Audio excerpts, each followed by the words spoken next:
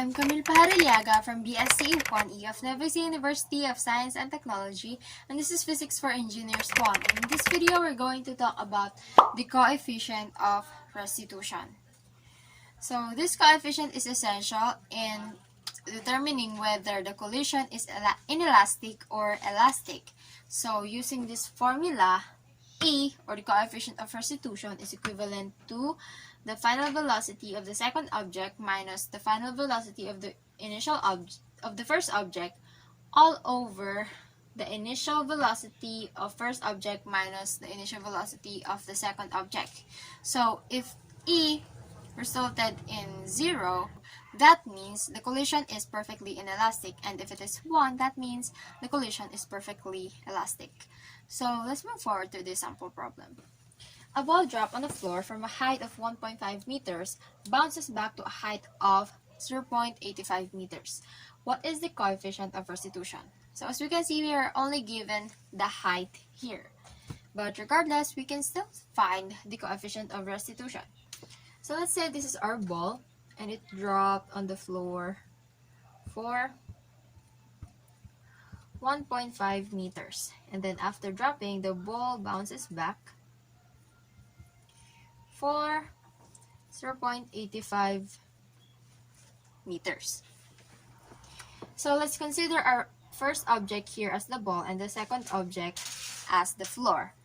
We have the formula E is equivalent to V2 prime minus V1 prime over V1 minus V2. Since the floor is stagnant, it just stays there, it is only at rest, it is already equivalent to 0, so we can already cancel these two velocities here that is relevant to the floor. So we have now negative initial velocity, so we'll be left with velocity final for the initial. So we'll be left with negative final velocity of the ball over its initial velocity. How are we going to find that?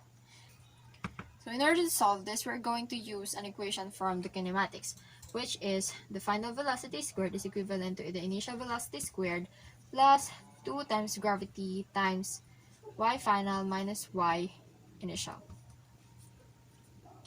So let's first start with this initial action. So at initial, we have the v final squared equals v o squared plus 2g times y minus y initial. Since the ball started from rest, because it is still there before bouncing, before going towards the floor, hence we can cancel this because it's already equivalent to 0. That's why we'll be left with an equation of the final velocity is equivalent to 2g height. This is our height, right? So in order to cancel the squared, we are just going to square both sides, and we will end up with Vf is equivalent to square root of 2 times gravity times height. On the other hand, at final, we have Vf squared equals Vo squared plus 2g times y minus y initial. So here, our ball also started from rest because after reaching the floor, it rested for a little moment before bouncing back. That's why its initial velocity is also 0, because we are talking about this. And yeah, so we are going to be left with 2 times gravity times height again, and then we square both sides. So V final is equivalent to square root of 2gh also. So now we can solve for our coefficient of restitution.